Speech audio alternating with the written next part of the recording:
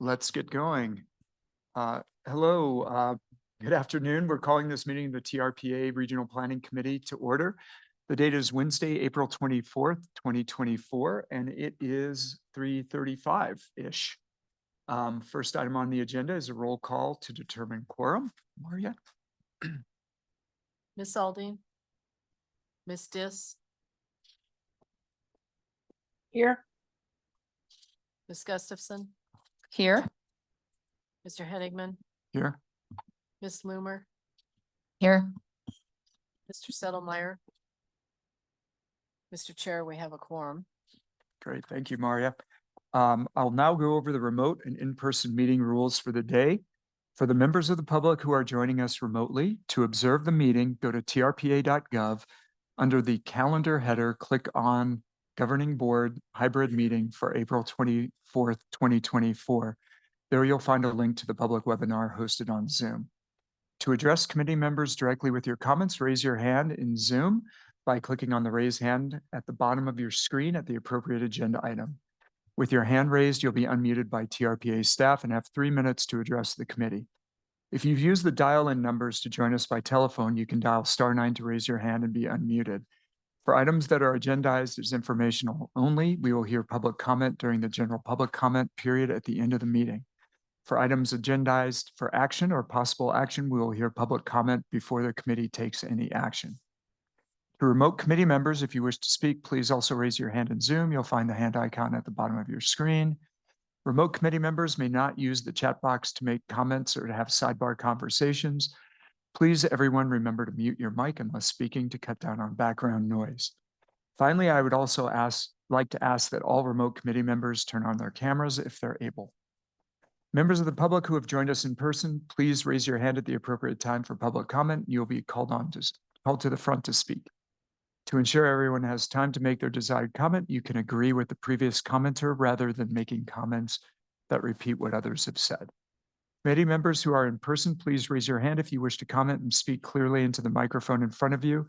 If you are viewing the webinar on a personal computer, please ensure that your microphone and speakers are turned off to prevent audio feedback into the room.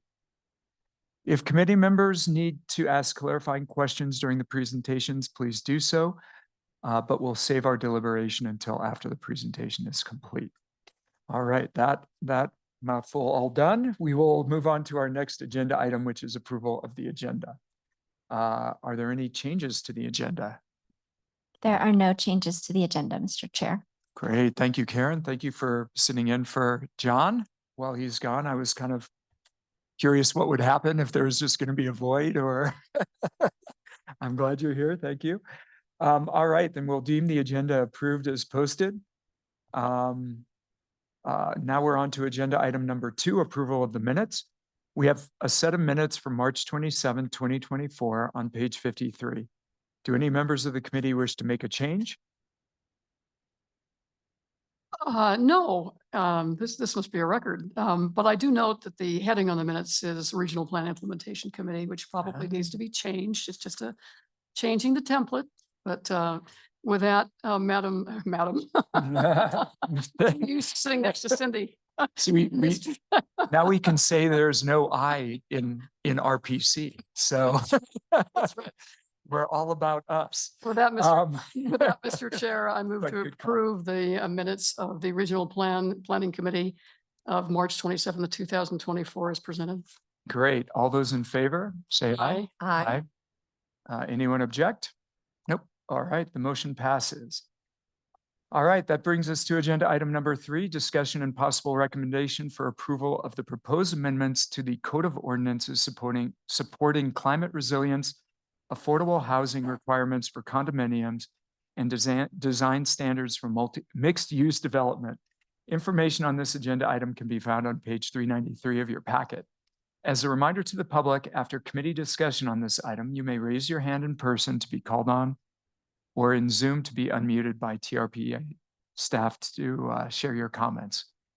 We have received a lot of public comments on various items. We had a few on this, I believe.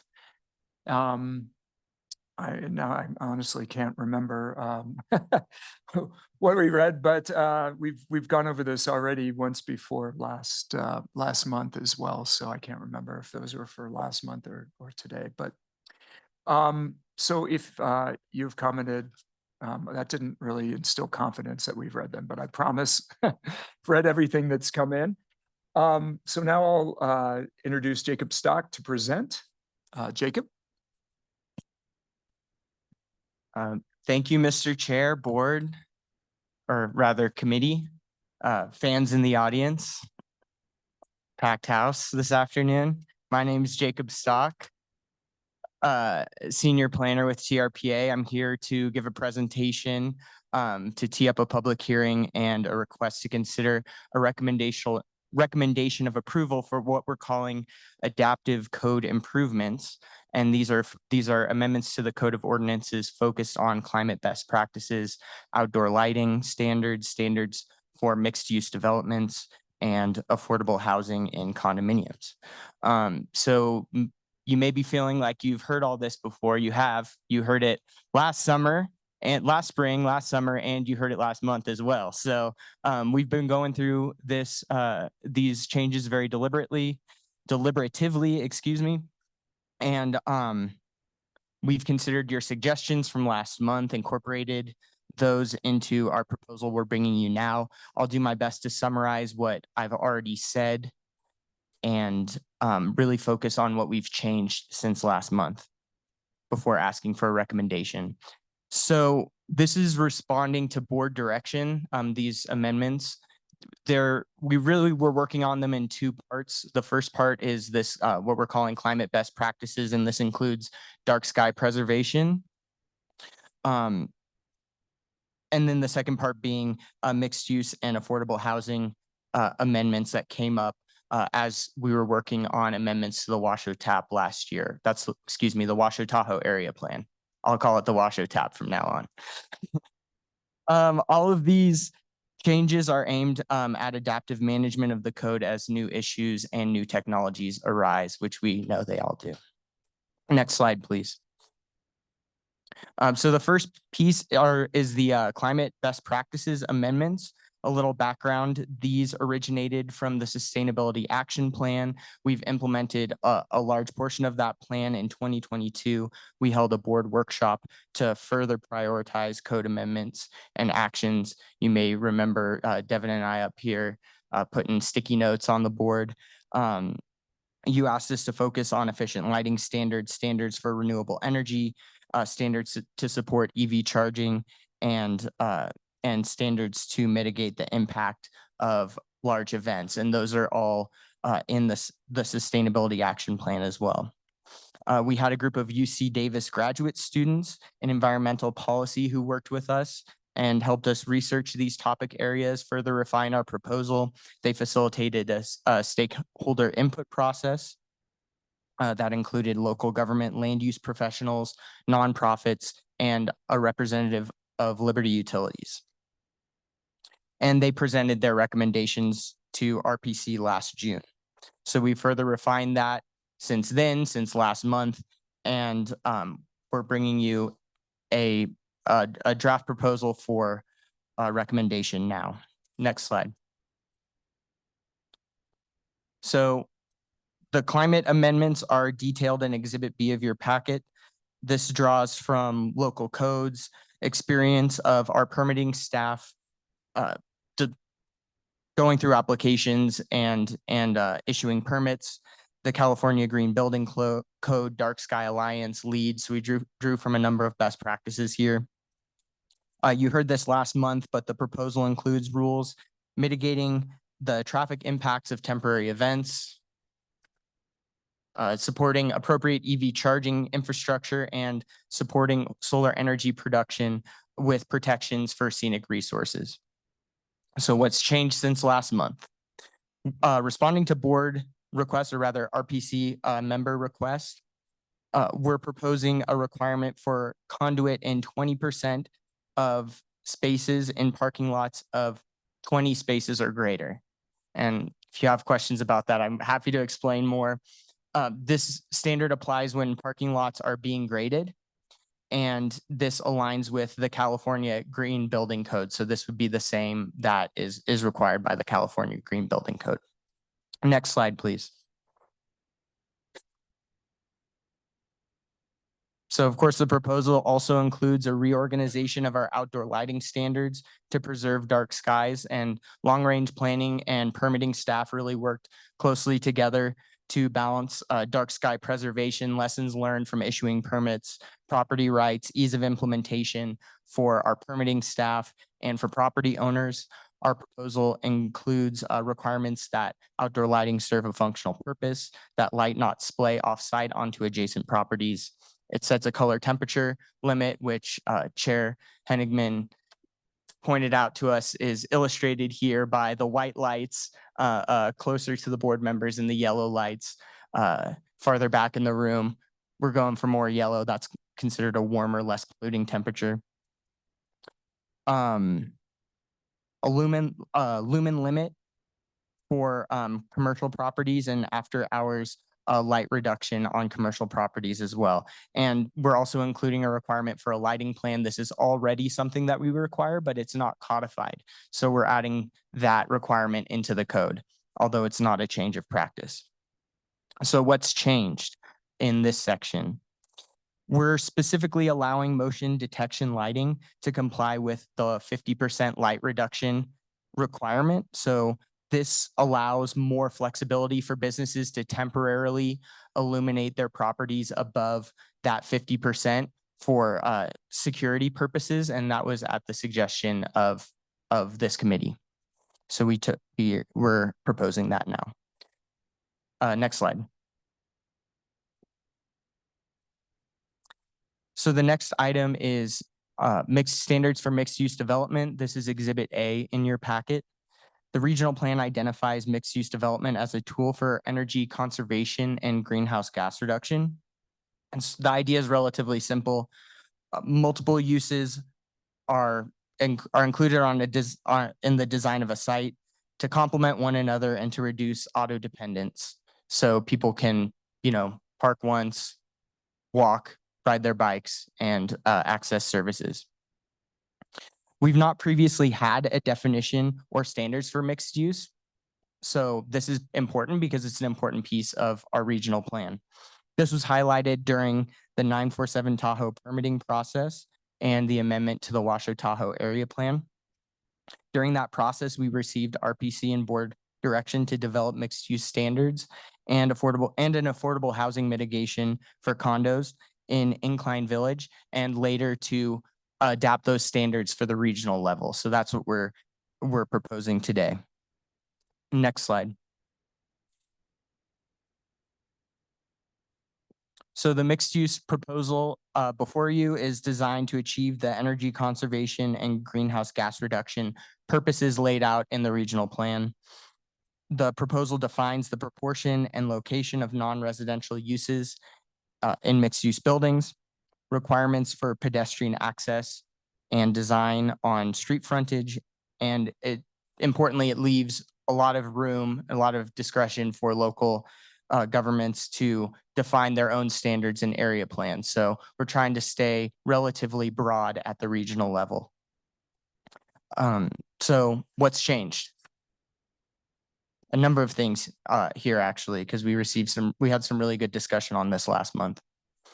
So following RPC's suggestion, we're proposing to allow deed restricted affordable housing on the ground level where non-residential uses would otherwise be required. So this was a question that member Settlemeyer brought up. What if a developer wanted to build a rooftop bar and was willing to trade their requirement for ground floor non-residential uses for affordable housing? Is that a deal that we want to make? And I think the answer is probably yes. So we're including that option here in this proposal. We've also simplified the depth, we've simplified the depth requirement for non-residential floor area. This was a suggestion that member Aldine brought up. So we have a 25-foot minimum depth for non-residential uses on the ground floor. And I can explain this more if you have questions. But this allows some more flexibility for developers, and it's especially given the irregularity of commercial lots in Tahoe. Some of these requirements that we see in more grid cities might not work as well in Tahoe. So we're trying to adapt for that. And we also clarified that non-residential access should be at the exterior grade. So Chair Henigman suggested that from his experiences as a developer. Next slide, please. So finally, we have a proposal for affordable housing in condos. And again, this is responding to direction from the governing board, APC, RPC, following the amendment to the Washoe Tahoe area plan. This body and the other governing bodies recognize the need to mitigate the impact of new market rate housing on the workforce housing gap that's already existing. So we're proposing that 10% of units in condominium subdivisions are deed restricted, affordable or moderate housing, and the details of that are laid out in your packet in Exhibit A, I believe. So these affordable units can be built on or off site, or rather deed restricted units can be built on or off site. They can utilize bonus units and all of the benefits that come from and incentives that come from using bonus units, but they must be new equivalent units, and we're currently not proposing an in lieu fee. So these would have to be new units that are built on the ground. Where did this 10% number come from? Well, I explained this last month. I'll explain it again. The Mountain Housing Council and Tahoe Prosperity Center analyses found a gap of over 5,000 workforce housing units for lower and moderate income residents. So these are folks in that affordable and moderate income range.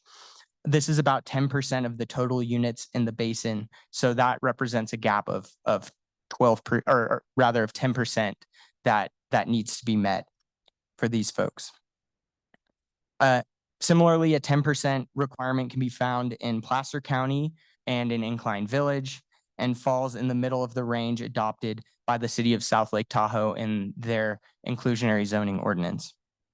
So importantly, this proposal will not replace Placer County and the city's requirements, but apply to jurisdictions that don't have their own program already. We plan to explore other policy options for mitigating the impacts of new development on affordable housing in the next phase of the Tahoe Living Program. So as I like to say, the wheels of adaptive management continue to turn, and we'll be back with more.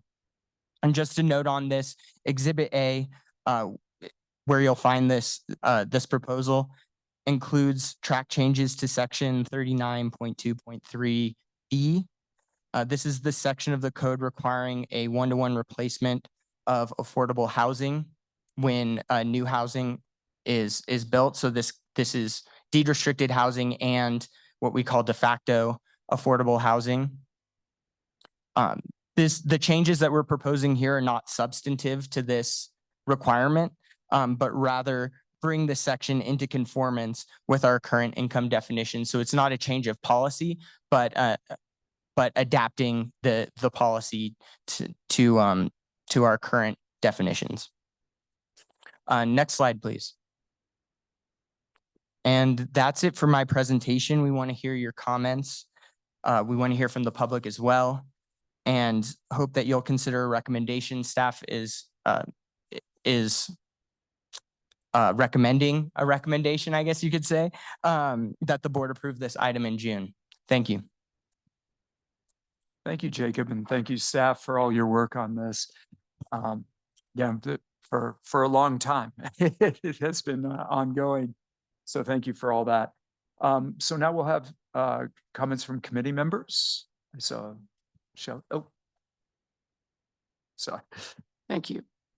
And since James is back in the room, I'll identify myself for the record. This is Shelley Aldine. And I believe in adaptive management too. So I have one more slight suggestion. under the proposed code changes, under 36.14 mixed use design standard. I think that James's, example of how this might interfere with the flexibility the developer might need to relocate the commercial component of the development, mixed use development to a rooftop, it's still, if you, on the one hand, in paragraph A, you say the ground floor shall, it's not permissive, shall include one or more permissible pedestrian-oriented non-residential uses. Then in subparagraph C, you say deed restricted affordable and moderate housing is may be substituted for non-residential uses on the ground floor. I would add, if the development still has a mixed use component elsewhere in the building. Otherwise, it's not mixed use. If the entire building becomes residential in nature, that would be my only refinement. Thank you, Shelley. James? Thank you, James Sotomayor, for the record. I was curious. I appreciate the changes and I appreciate Ms. Aldine catching that other aspect, so I didn't have to bring it up. I was curious about 34.4.1, which deals with EV capable facilities and the 20% rule. Does that automatically kick in even if an older premises, an older business would have to reseal, or let's say they dug up their lot in order to repave it? Does this kick in then, or would they still be grandfathered in? I'm only reason I bring it up is if you look at some of these older establishments and businesses, they may not be electrically set up to bring in the EV cars or charging rather, versus a new one, can kind of just work it into their system. And that's my concern is with that. Are they exempt, or does this trigger them having to do it just by doing a repave? Jacob Stock for the record. So as we currently have it proposed, this would apply for anyone who is applying for a permit to grade a parking lot. So it would include older legacy development as well. I think that's a great point, and it's something that we can explore further. I'd appreciate that. Thank you. kindly. Great, thank you. Any other comments from committee members? See none. I had a couple things. It says in under multifamily in section 90.2, and I don't have that in front of me. I just have my label. The lobbies count as this space along with gyms and other things as long as they're open to the public. And I don't think we want to make the lobbies. Those are, you're in your inner sanctum once you go into your building, and you want to keep other people out of that because once they're in a lobby, they can more easily get into units. So I think we have to say that it can count towards the space, but those don't have to be publicly accessible. And I also think you brought up about some of these sites are irregular and it's hard to make it work. I hope that staff has discretion to make variances and allowances to these things in real time, because every project is different. The geometry of every site is different. And some of the things that we're requiring will be impossible for a development.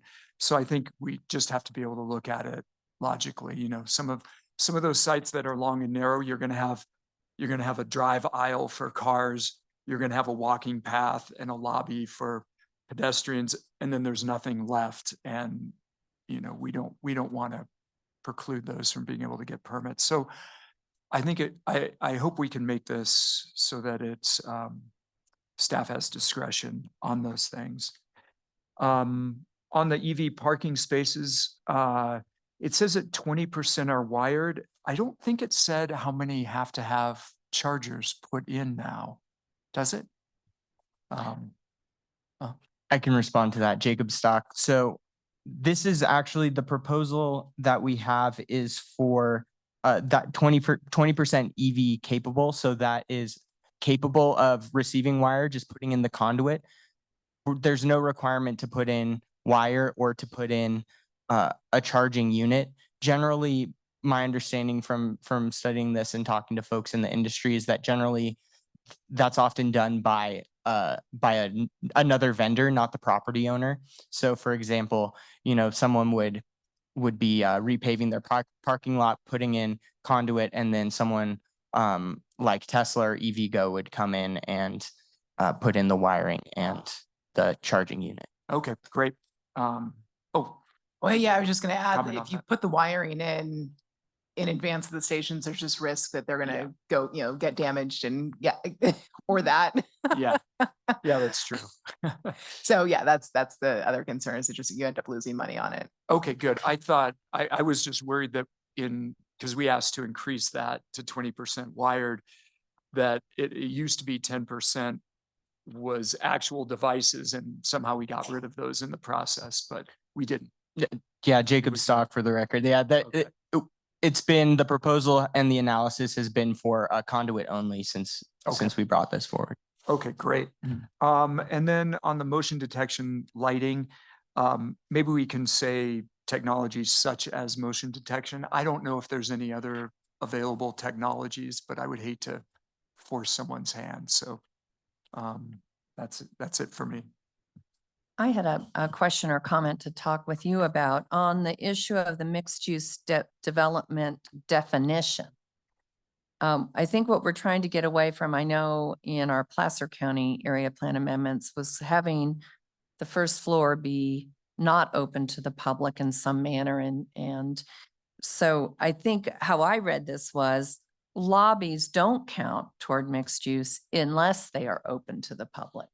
To get to the mixed use definition, you could keep it not open to the public for security, Yeah. but then you'd have to propose something else in order to get the mixed use. Is that how I'm reading?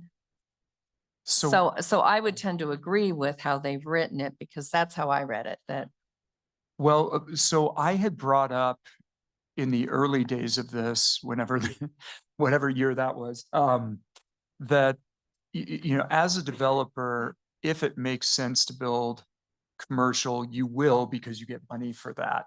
If it doesn't, what you want still, as a city is a lively yes, street facade that Right. has activity and you can see into it and it looks interesting and nice. So most cities give you credit for lobbies. even if they're not open to the public. Yeah, and they're never open to the public. We're building a project down in San Diego and we get to count our gym even though it's not open because they recognize that it's not a great retail street, but it still gives some transparency into the building and makes it almost seem public. So I just think flexibility is good because I would hate to make people build retail and then just have it sit vacant, which is what you get a lot of times. You look at a lot of the new buildings in cities and there's just way too much retail in Yeah, communities. I think these our days. concern is just that we've seen way too many first floors locked off and Yeah, Well, we- and so I think, we can get rid of it. well, I'm not saying necessarily get rid of it, but I think this is the adaptive management, right? Because I can see where you're correct, but at the same time, I think what we want in mixed use is to have that activation of something. And not have people say, oh, well, retail didn't make sense when they built, but maybe a year later does make sense. Somebody did want to go in there. I don't know. The I- other issue yeah. that we need to track is we need to have a mix of uses to be mixed use. Right. So if it's all accessory to the development, Yeah. then they don't Yeah. have mixed use. Yeah. So what gets you the mixed use is other commercial. Yeah, And if all of Or- a sudden, Yeah. maybe we could,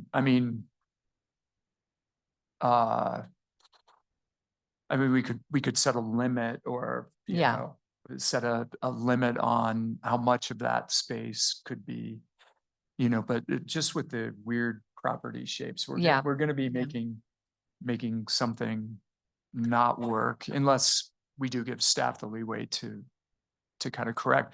I mean, you'd love to have your lobby kind of on a secondary street and have the commercial on the primary, but not every property is on a corner or, Right.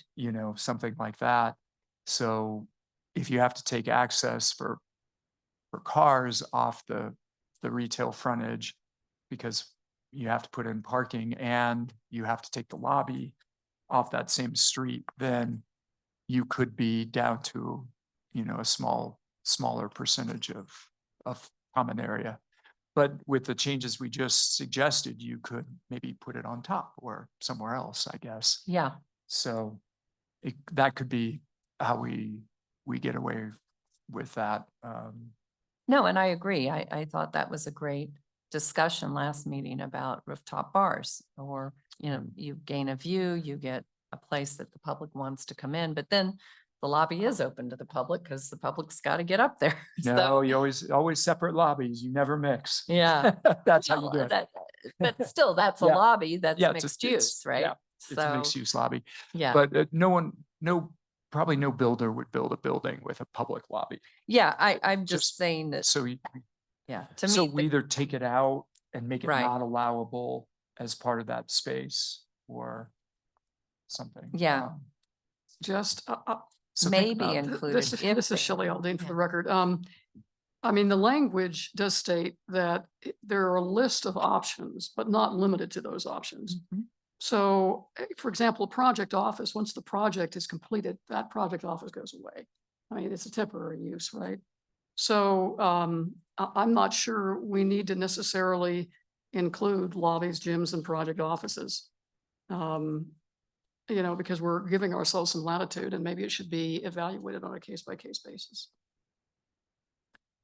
Yeah. I don't know, there was a couple of points you made that related to variances.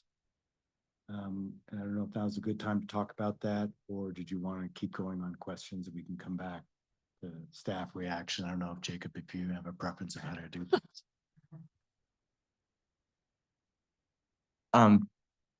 I think it's important to talk about the variance situation here so we understand our limitations, right?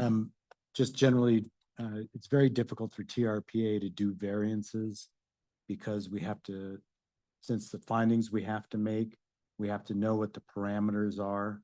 So to come up with a variance, what you're really doing is coming up with an exception that's bounded by various rules. So staff doesn't really have discretion, or they lack the ability to have substantial discretion to deviate from code. What you do is you set up either some other mechanism to provide flexibility, but it's got to be written in a way that we can look at the total impact associated with that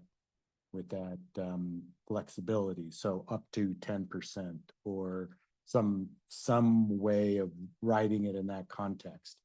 So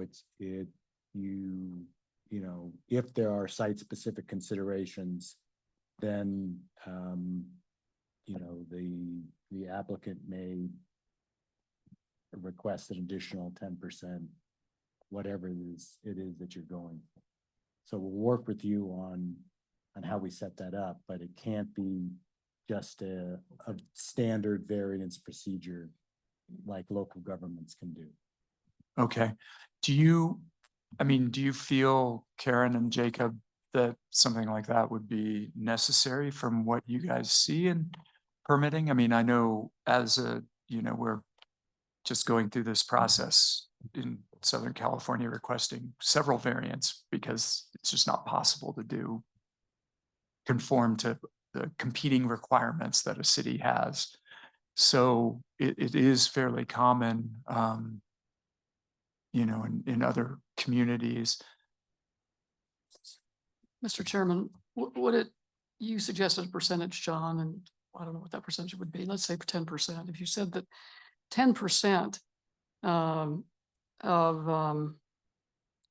10% of the retail space or the mixed use space can be an accessory use to the primary use. That way it takes in gymnasiums, takes in project offices, it takes in lobbies. If it's accessory, you use the accessory language as well, John, and I think that would certainly give staff some latitude, but also, you know, it would limit the number of options that would be available if it has to be accessory. Why don't we take that as direction, and then we can maybe go back and talk to our, you know, we don't, Yeah. we need to talk to our actual project review teams. And we can come back and suggest something that'll, Good. you know, our adaptive Yeah. management wheel. Keep it Good. turning. That's what I was thinking, without trying to just make it your problem. Is that we make it your problem and ask you. So sorry about that, but, and if they say that it's not a big deal, then maybe we don't have to do it, but I just don't want to stopping projects that otherwise we would like to see happen. Oh, absolutely. I agree with you. I just also feel that the public is very skeptical, right? Of, you know, you'll require this, but then some point it'll just transition into a private property, first floor closed off and no rooftop bar, and it's just residential. And so how do we incentivize some activation? So I'll argue the other point, non-developer side, that I want to see activation somewhere on the property if they're going to be in the downtown town center where we're trying to promote that pedestrian activity. We have a lot of things closed off, so what Sure. else could we do? Yep. So try to balance that. And then we're going to arm wrestle at the next meeting. No, I totally agree. That'll be a good show. I totally He'll agree. win. No, you just can't, we try to say what we want to happen. Yeah. But we don't control anything. I Right. mean, we only can stop people from doing things. You know, Right. we can't force them to do things. So, and when you try that, you Yeah. don't get great results either. So we have a little direction for you guys to tell us if we need to build in some kind of flexibility, and if so, what that flexibility could look like, and put some bounds on it that allow us. And I think we had some good ideas of, you could put your mixed use component somewhere else, up top on the second floor. You know, what Or you could do deed restricted housing. deed restricted housing at the bottom, but then you have to put your mixed use component somewhere else. So we have some ideas for you to think about, I guess, from this. Any other comments from committee members? Sorry, Jacob. I can actually highlight just one other point of flexibility that didn't come up in my presentation. But we, just to remind you all, we have the option for that 60% of non-residential to be either 60% of the building frontage or 60% of the first floor. So that was intended to help address irregular lot sizes or irregular lot shapes as well. So just wanted to highlight that. Great, thank you. Any other committee member comments? All right, seeing none, then we'll now go to public comment on this item. If any member of the public wishes to address the committee on this agenda item, please raise your hand now, either in person or by clicking the raise hand button at the bottom of your Zoom screen, or by dialing *9 on your phone, and you'll be called on and unmuted by a TRPA staff member. There is no one in this room. We are that dull and dry, apparently. Well, no public member, not our esteemed staff members. Sorry, guys. Do we have anyone online who's raised? I see we have one. Yes, Mr. Chair, we have one hand raised. Steve Teixeira, please unmute to make your comment. Thank you. Good afternoon, Mr. Chairman and members of the committee. I think your observation about the public crowd in the room does highlight a particular challenge that I know we've all had with this set of amendments. Is it's pretty focused on building, design, development, things that only a fraction of the population might be interested in. Nonetheless, it is important. A lot of what I do in my work with sustainable community advocates and my clients is to let people know what's coming down from TRPA in terms of ordinance changes and code changes. And it's, this has been a challenge, because while it may hang together as a package in the mind of many planners, not necessarily so much with the general public. But some of the most astute and focused comments on this set of amendments is coming from this committee. And I think that's a tribute to the fact that you have a very diverse array of professional backgrounds and skills and perspectives that really do lend themselves to a very esoteric, if you will, set of amendments. So kudos to you and your committee for that. I did have a couple of comments that I made to Mr. Stock again yesterday, and that's with regard to Code Section 2276. And that's on the traffic mitigation related to temporary activities, events, things of that nature. What I had suggested was that the TRPA develop a form, because if you're asking event producers with over 500 attendees to develop a transportation plan, having a form that they could use would provide more consistency in terms of input to staff for their review. And it would help a lot of these events because they would say, well, what does that mean? What do I do to meet this requirement? And I believe Mr. Stock took that comment to heart, and I'd like to see some further consideration of that. Some of these events that we have around the region, as you all know, are nonprofits, and they don't always have a phalanx of planners and staff people and transportation folks to develop these things. So I think having a form that the staff could receive with some of the similar requirements for feedback from these event planners would be extraordinarily helpful. So again, thanks to this committee for having some pretty detailed comments and thoughtful comments. We'll see how this continues to evolve. Thank you for your time and consideration of these comments. Thank you, Steve. I don't see any other hands up right now online, so I think we'll close public comment on this item. And see, are there any other questions or comments from the committee? Nope. All right, seeing none, then we'll look for a motion to recommend approval of these findings. Anyone? Don't they need to be further refined? You just want to make under paragraph 2, subject to comments on the record. For a second motion? Yes. First motion, just do it clean. Right. Yeah. Should we clarify the comments that we received, or Would like to. It sounds like is that helpful? you need it. Well, yeah, Okay. I tried to jot some things down, and there was one thing that we're a little unclear on, but we got guidance to explore whether the conduit needs to be included in a repave. Did I understand that? No. No, it should not. So This is James Settlemeyer for the record. What I was discussing is a concept that if it was a legacy property, a property that had been around for a long period of time, that had that many sufficient parking spaces, if they were just repaving their lot, the cost of putting in the conduit or trying to figure out electricity to that site to someday retrofit it may be a little bit extreme. Because again, if you established a parking lot back in the 50s, this was never a thought. And it may not be proper to try to have them come that far up to code, where if you have a brand new building, it may be easier to just incorporate into your project. That was my thought. Absolutely. If they're not excavating, if they're just repaving But they would be potentially grading to take out some, again, James Settlemeyer for the record. or provide BMPs, I mean, because we'd have other requirements that kick in sometimes at that point, so.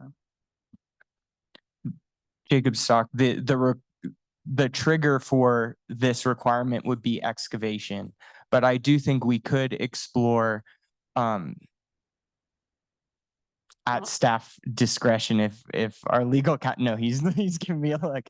I think there is if there's grading that requires a permit, that's when this would kick in. If you're grading less than now, I think it's 5 cubic yards. I'm looking, Used to be 3. go back, someone to help. If I could, James Settlemeyer again for the record, I guess I would just prefer to have staff look into it or get them some discretion, because again, you could have a lot. Let's go to the chart house as an example. Maybe you've decided that some of those slopes are too dangerous for people to be walking on in icy conditions and you want to do something safer. we're gonna potentially prevent that?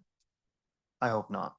And I'm just trying to give discretion to the board to look at some of those legacy establishments around here and make a judgment call based upon that, that maybe they should be allowed to do the permit without having to retrofit to the condo. Maybe they would choose to. I would hope they would choose to. But I'm just saying that those are the concerns that I look at in some of these older commercial sites within Tahoe. And I was just using Charlotte as an example. So if they're out there, don't punish me. I did check with our construction estimator before and I brought it up and so I don't remember the exact numbers, but it was only hundreds of dollars per spot. It was actually really cheap. I was very surprised and she told me if you put in the device, it's a lot more, but just running the conduit was surprisingly affordable. But There's probably somewhere between, just putting down a layer of, for repaving or, crack fixing or something versus if you're moving a lot of dirt, then it seems to make sense at that time to put in your conduit. So maybe that's a direction if that meets. kind of your- James Settlemyer again for the record. I was just saying to leave it to staff to have that exploration and make those type of a judgment calls. If you're hesitant to do that, I can understand why. But again, I go back to, I had a friend of mine that brother-in-law who worked with Southwest Gas. Sometimes it's not easy to put a conduit in these areas. Sometimes you run into these things called boulders, mountains, that all of a sudden you think there's nothing there until you start to excavate it. And maybe previous individuals chose not to move a certain amount of dirt in certain areas because they found something and they just tended to put asphalt over it. And I'm just looking again at those type of concerns and was going to leave it up to the judgment call of staff, which is more than capable, to try to take a look into that and provide a little bit of room for compromise for older legacy type lots that may not fit. That was all I was trying to say. But if that's not the direction you guys want to go, I'm also. No, I would agree. We want to encourage people to do repaving and not let the pavement deteriorate and just become a mess. And the more obstacles we put in, so it seems to me it should maybe be a percentage, of expenditure, you're not going to exceed. And that way, this doesn't become an impact, because I think we agree, we want to get it in, but on these legacy properties, if they're just trying to make some corrections, is there some way to look at the value of the project they're doing and say not to exceed 10% of that or 5%? Because we also have all kinds of other requirements that kick in, and that's why some of these people don't do anything with their properties until they get taken over. So I It's- think, yeah. It sounds like, Karen Fink for the record, it sounds like we have heard the concerns around it and maybe we can now take this back and look, are there some exemptions that we should write into this or something about the percentage of cost and then bring that back and explain what we decided.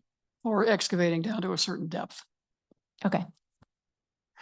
that was one issue. So what were the other things you heard? So it sounds like we got direction to look into building in flexibility for lobbies or for some percentage of accessory space that might not be open to the public. That's an accessory use. So we'll look into that more. There was a recommended change for the motion detection lights, just a small change to say that technologies such as motion detection technology.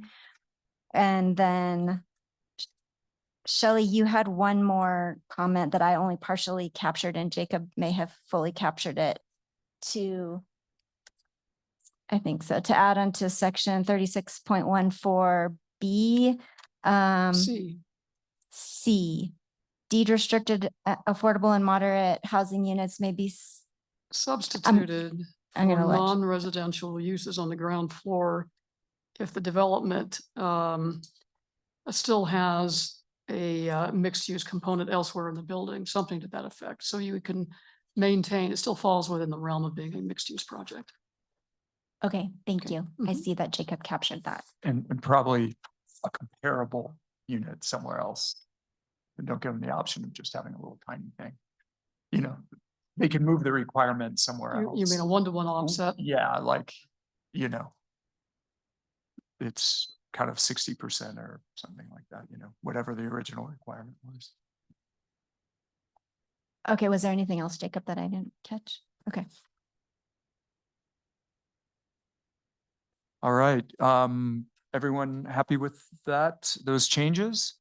So then do you want to make the motion subject to those? I move to recommend approval of the required findings as described in attachment B, including a finding of no significant effect for adoption of the Code of Ordinance amendments as described in the staff summary.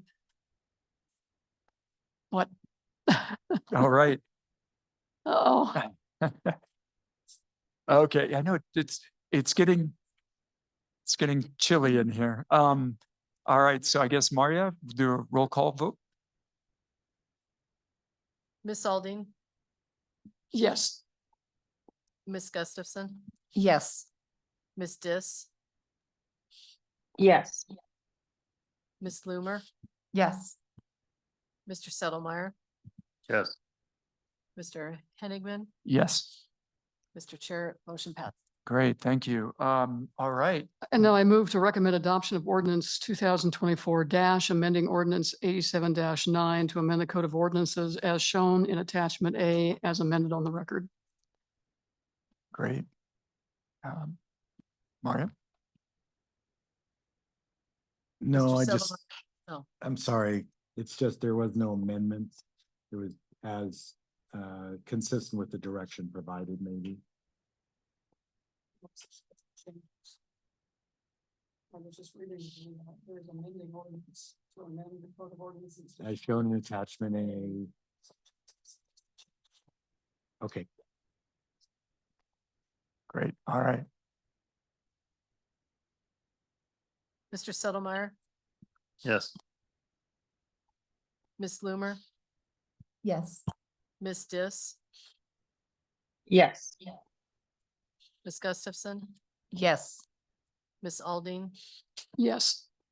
Mr. Henigman, Yes, Mr. Chair, motion passes. great, thank you. All right, so now we're on to some great discussions about our carrying capacities and threshold standards and things like that. So agenda item 4 to 6, discussion and possible recommendation on the update of threshold carrying capacities, threshold standards for restoration of stream environmental zones, SC 11-S through SC 13, Tahoe Yellow Crest threshold standard, VP 21, and the aquatic invasive species threshold standards, WQ 9 through WQ 14. Information on these agenda items can be found on page 463 of your packet. All right, great. So Dan is going to take this one away. Good afternoon, Mr. Chairman. Dan Segan for the record. I see we lost one more, so I will try to go quickly through this for everyone here. Next slide, please. So threshold standards or environmental threshold carrying capacities, that's a term given to us by the Bi-State Compact, which also defines the role of threshold standards within our system. Next slide, please. And those standards live at the top of the regulatory system. So everything that we do leads back to these thresholds and attainment of these thresholds. So these are our broad goals, our long-term vision for restoration and environmental health of the Tahoe region. Next slide, please. I also like to remind people they're not just TRPA's goals, although people often refer to them as TRPA's goals. They are the goals of the entire partnership of the Environmental Improvement Program. They are written into laws like the Lake Tahoe Restoration Act, which directs us to consider threshold gains as funds are allocated through the act. Next slide, please. So the proposals I'm going to be talking about today, and maybe this is part of the reason for the sparse crowd, are not new if you've been paying attention in the basin and have had multiple hearings, both of the Advisory Planning Commission, through the Threshold Update Initiative Stakeholder Working Group, which is a working group appointed by you and led by the APC, as well as the EIP subcommittees that developed the proposals. And I'll talk a little bit about that or more about that later. Next slide, please. The proposals that you'll see today are all rooted in work of the Tahoe Science Advisory Council, which initiated a broad review of environmental goals or goals for environmental restoration programs, looked at 9 programs throughout the country and provided us broad guidance for what we should be doing as we update our threshold standards. And I'm going to try to summarize that guidance in 2 slides. Next slide, please. So the first of those slides is we should be clear where thresholds live within our system. That thresholds are not the actions that we want to take. They are not the immediately measurable outputs of those actions. They are our long-term goals. So here in this example that you can sort of see here, the goal is lake clarity. That should be the threshold standard. We shouldn't be setting threshold standards for the way that we get to that, like street sweeping, or the immediate outcomes of things like street sweeping, which is how much particle recovery we get. Threshold standards set that long-term vision, and then we adaptively manage towards them. Next slide, please. So the Science Council also told us something that is probably readily apparent to everyone here, and that's that the goals that we set for ourselves must be specific and measurable. We're not setting standards like Tahoe should be clear, or Tahoe should be as clear as I remember it. We need to have a specific and measurable objective, like 100 feet of clarity, that we can objectively evaluate, and anyone can say where we stand relative to this standard. Next slide, please. So I mentioned earlier that the 3 proposals before you today were developed in partnership with the EIP. So this is the slide, I apologize, it's actually very hard to read now that I see it on the big screen. But the Tahoe Interagency Executive Committee has a number of subcommittees that are organized into different focus areas. The subcommittees outlined in black here are the origin of the standards that you are going to review today. They have reviewed them 2 or 3 times, at least, sometimes more, depending on the amount of tweaks that they provided to the standard in its development. So it's the Tahoe Yellowcrest Adaptive Management Working Group, the Aquatic Invasive Species Coordinating Committee, and the Tahoe Watershed Improvement Group for the Stream Environment Zone standards. Next slide, please. So I'm going to walk through the proposed modifications for you one by one. So first, stream environment zones. So if you're not familiar with Tahoe, stream environment zone is probably a weird word. I don't know that anyone else uses it, but we use it affectionately to include all things that owe their characteristics, that's the code definition right there, to the presence of water. So here we're thinking of things like wetlands, fens, meadows, riparian areas. So it's a broadly inclusive term. Next slide, please. Way back when the original threshold standards were adopted, we established a goal for SEZ restoration of 1,100 acres basin-wide. So we'd identified at the time that that was 25% of disturbed SEZ within the region that were critically important to restoring health of our watershed. And the good news here, the good news, we can keep going. The good news is we don't need to go back to the good news. I think Tracy's got the right idea. The good news we can celebrate later. The good news is that we've hit that target. And we've gone beyond that target because we also do things called enhancement that doesn't qualify as full restoration. And the purpose of this slide, and maybe this isn't the appropriate moment given the hour of the day, but to acknowledge all the partners that contributed to that.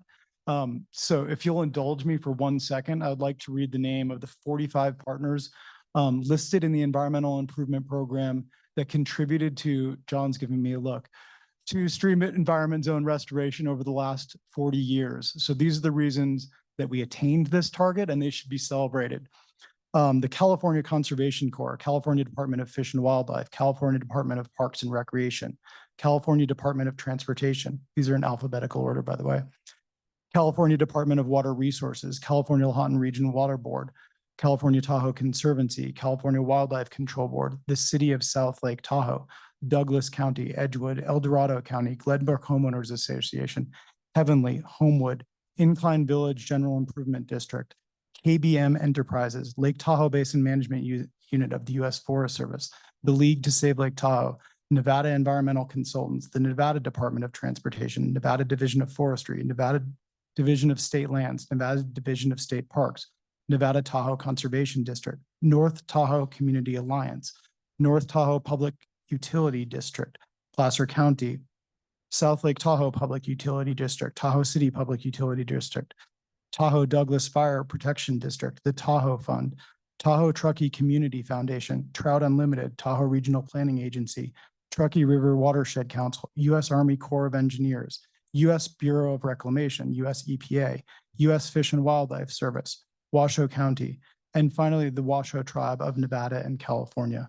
So those are the people that brought you the success that we were celebrating on the last slide. Next slide, please. But because of the hour of the day and because we don't think we've done enough yet, we're now going to ask you to move past that celebration and to do something a little bit more. And a little bit more is actually establishing a new way to measure the quality of the restoration that we do by addressing what I think a peer reviewer said on this slide is basically don't just count the acres you restore, but count the quality of the restoration you do. Next slide, please. So we engaged in a multi-year effort that arrived at what we affectionately call the SEZ Condition Index to measure the quality of the work that we do. So it takes into account a number of different individual factors or underlying factors. We sum those up together. Next slide, please. And we get an overall score for every individual SEZ within our region. We then multiply that score by the total area of the SEZ, and we get the overall contribution of that SEZ to our regional SEZ quality score. We sum that up over the entire region, and you get the overall quality of SEZ within our region. This is also all of this and pictures of individual SEZs and the individual measures themselves are all on the SEZ viewer, which is available on our website. Next slide, please. Working with the Watershed Improvement Group, we proposed a ground up way of establishing a new restoration target for SEZs that basically asked the individual partners to go through, identify projects that they think that they were planning to implement or they think should be implemented as part of our next SEZ restoration goal. We added those to all the projects that are already in LT Info or in the project tracker, whether or not they were funded. We put that all together. Next slide, please. And we arrive at the goal that's proposed before you today, which is to increase the total score from 79%, which is where we stand today, to 88% of the regional possible value. To a minimum of, I apologize, Shelley is 100% correct. At the last APC meeting, we clarified that it should be to a minimum of, to clarify that restoration above and beyond that target would be consistent with the threshold standard. I'm happy to take questions on this, or I'll just go through to the end. Okay. The next standard we're proposing modification for is Tahoe Yellowcrest. Next slide, please. So Tahoe Yellowcrest is a small plant that's endemic to the shorelines of Lake Tahoe. Endemic means it lives only here. It's a member of the mustard family. There have been concerns about Tahoe Yellowcrest since about 1974, primarily due to trampling or development over it. Next slide, please. So Tahoe Yellowcrest, the first management plan for Tahoe Yellowcrest was developed in about 2000. And our standard for Tahoe Yellowcrest was adopted after 3 years of surveys. That's that black line pointing there. And basically our current standard says that we would like 26 population sites, which is just over the maximum number of population sites that they observed in the first 3 years of surveys. Since those surveys began, and we perform those surveys fairly regularly, we've learned a fair bit about the species itself. And one of the things that we've really learned is that it is highly influenced by lake level. So one of the things you'll see on the screen, so the blue line at the top is when the lake is high. And the number of yellow bars is the number of identified sites that Tahoe Yellowcrest is occupying. And so one of the things you'll notice is that when the lake was high in the 80s or 90s, we were getting about 8 to 15 Tahoe sites that were occupied. And if you see more recently, you know, when we've been full since about 2017, we've been above 20 sites in every one of those years. And that's due to the restoration efforts of the Adaptive Management Working Group and the imminent extinction strategy for the species.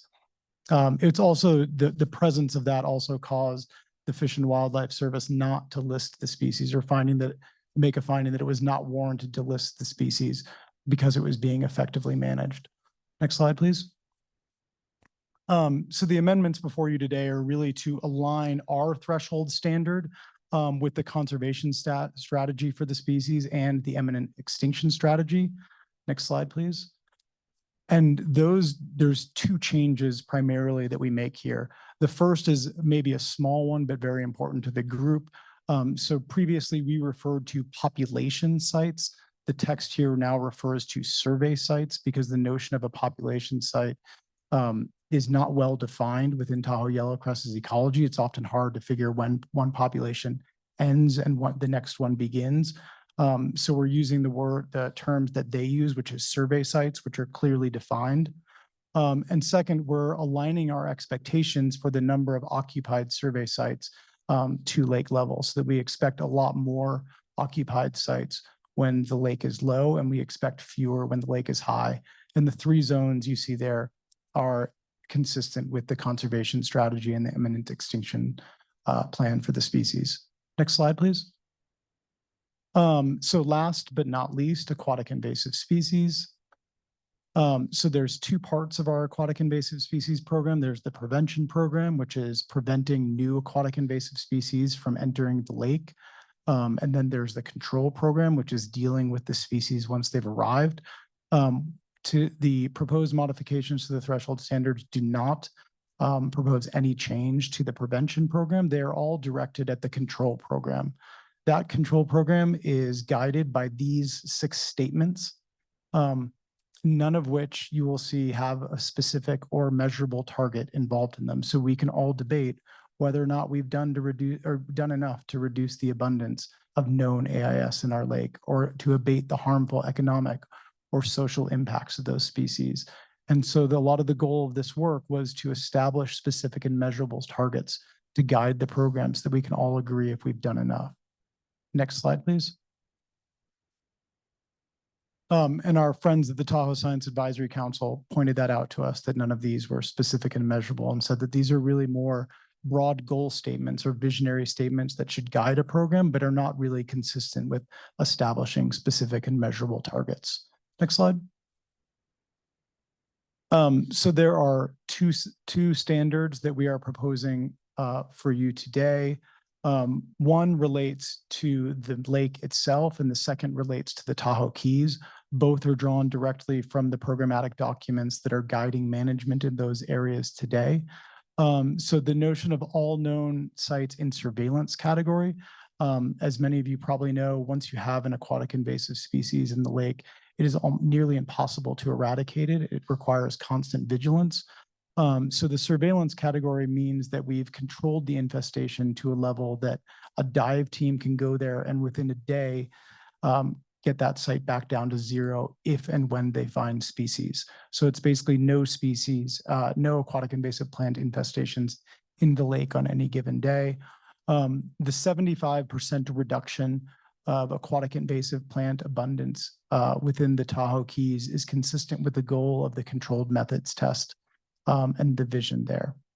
Next slide, please. And these are the specific text of those 2 standards. And that's my final slide. I'm happy to answer any questions.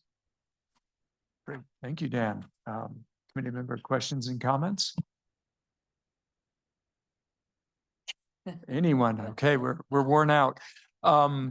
I guess I have one. I mean, I think it's great that we're updating these standards. I'm wondering, because we have a lot of standards, is this kind of a regular process? We're going through a lot a lot of modifications currently? Are there a lot of these being modified right now? Mr. Chair, I'll jump in. Julie Reagan, TRPA Director, and Dan can add on. Yes, we have a lot of standards. We feel are ready and have been vetted so thoroughly that we're bringing them to you. You'll recall last year at our strategic planning session, we had a fully separate initiative called the Threshold Update Initiative. And we were running, multiple tracks on that, but the direction we got from the board was this should be incorporated into the policy side. Like, we shouldn't have this initiative going on in a vacuum. And so we took that to heart. And so we're prioritizing the needs and the ability for us to find consensus, around these. These are really important. I do want to also add that we've worked with the Science Council. Dan, I think, did a great job of laying that out. And if you'll recall, the creation of the Tahoe Science Advisory Council really was to help us in this quest to update these many standards. So I'll let Dan amplify. Dan Seegan again. I think Julie had it exactly right. So James sits on the committee with us. I think the next set of updates you'll see, we have a suite in the work for our water quality standards and then for our forest health standards. We've been working actively to align both our performance metrics, performance health, and then align those with our overall threshold standards. So those are probably the next set you'll see coming forward. Great. And I think, it is amazing news that we hit some standards and we're doing well. As we set these new future goals, future standards to hit, I think it's important for us to show in our information and stuff that we hit the original standard and we've created an even more aspirational, ambitious standard, because we get a lot of grief from people who think that we're not doing the important work, and we are doing a lot of amazing work that is showing great results. And so I think we have to make sure that that message is not lost, so people can see what we're doing and that it's actually successful. James? Thank you, Vince. James Samar for the record. It might be an idea going forward to potentially try to label it out that way. Based on the old standard, we're meeting it by, 110%. By the new standard, just kind of that way we can show individuals we increased our standards. Otherwise, as you said, you change the testing criteria, then magically half your class fails. And maybe we don't want to necessarily fail class. Great. And one other thing I want to ask, since it's, we just made this resolution about affordable housing, do we have a threshold for affordable housing or housing in general for the basin? Because it seems like it's something that people weren't really thinking about when the TRPA was formed. I was just going to jump in. Julie Reagan here. We don't have an affordable housing threshold standard, but we did add a sustainable communities standard with the transportation sustainable communities category that we've called that out specifically. We often get questions about the economy. We don't have a threshold standard per se for the economy and economic revitalization, but the amendment to the compact that was moved through the two states and ratified by Congress make sure that we consider economic conditions when we do regional planning. So a lot of things are embedded, but it's an overlap with so many of our land use policies. Anything you wanted to add to that, John? Good enough. All right. Any other comments or questions? All right, then hearing none, we'll go to public comment on this item. If any member of the public wishes to address the committee on this agenda item, please raise your hand now, either in person or by clicking the raise hand button at the bottom of your Zoom screen or by dialing *9 on your phone, and you'll be called on and unmuted by a TRPA staff member. I don't see any. I will acknowledge that we have lots of staff members who are all critically important, but I don't see any members of the public here. And looking online, I do not see any hands raised online. Last chance. All right, then it looks like there's no public comment on this. So we'll close public comments. Any comments from Board members? Nope. All right, then we'll take a motion to recommend approval of the required findings. Great, thank you, James. James Sunrider for the record, motion to recommend approval of the required findings, including a finding of no significant effect. Great, thank you. Maria? Ms. Aldine, Yes. Ms. Gustafson, Yes. Ms. Dis, We lost. Ms. Loomer, Mr. Settlemyre, Yes.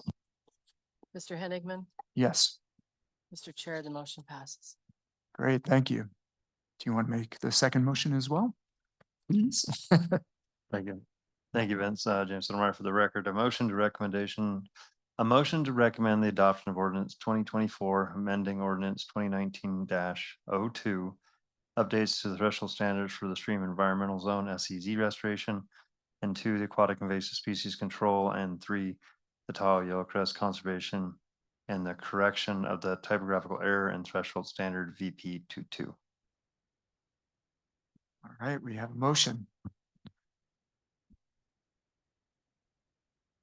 Ms. Gustafson, Yes.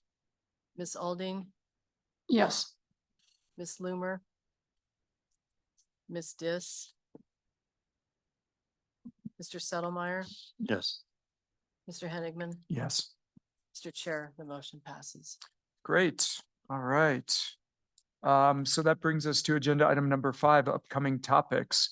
As a reminder to the public, since this item is informational only, members of the public are welcome to comment at the final public comment item. So Karen, you want to give us what's coming? Thank you, Karen Fink. I have a few updates on what's coming up over the next few months. So between now and July, we have some area plan amendments coming forward, both applicant initiated and initiated by the local jurisdictions. And we will also, as part of these, be getting the first area plans that will be incorporating the affordable and workforce housing amendments that the board approved in December. So that's exciting. And some of these have already come forward with informational hearings about a year ago, and now they'll be coming forward for recommendations for approval. So we'll make sure that we are really clear about, reminding everyone what guidance you gave when they came forward as informational items. So the city will be bringing forward the Tahoe Valley Area Plan and Tourist Core Area Plan amendments in July for a recommendation for approval.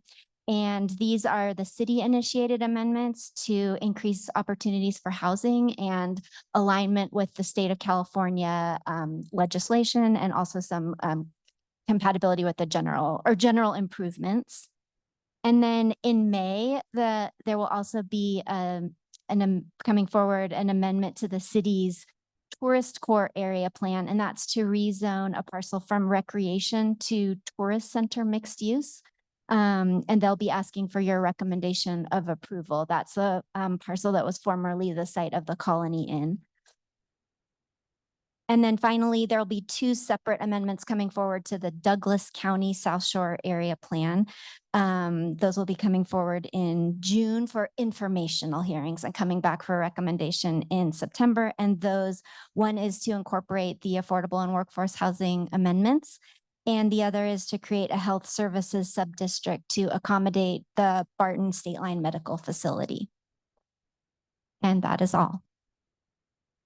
Great, thank you. Any comments or questions? Seeing none. I wish something on North Shore was happening. How's that? You guys stole the show the last 3 or 4 minutes. Oh, but now we're out for You're out anything for for a while. All right. Well, thank you for sharing, Cindy. Yeah. All right, then we'll move on with the agenda. We're on item 6, committee member comments. Any committee members have any general comments? Time to leave. That is a good comment. So we will move on to our final matter of business, which is our general public interest comment period. Any member of the public wishing to address the Regional Planning Committee on any item listed or not listed on the agenda may do so at this time. Individuals or groups who have already commented on items listed on the agenda are not permitted to comment on that same topic. The Regional Planning Committee is prohibited by law from taking immediate action or discussing issues raised by the public during this public comment period. If any member of the public wishes to speak at this time, please raise your hand either now in person or by clicking the raise hand at the bottom of your Zoom screen or by dialing *9 on your phone, and you'll be called on and unmuted by a TRPA staff member. So we don't have any members of the public with us. I'm looking online right now to see if anyone has their hand raised. So if you'd like to make a comment, please raise your hand. Seeing none, going once, going twice. All right, so we'll close public comment. And so we can move on to our final item, which is a motion to adjourn. Shelley, thank you, Shelley. All in favor? Hi. Aye. Any opposed? All right, motion passes. The meeting is adjourned at about 5 to 5. Thank you.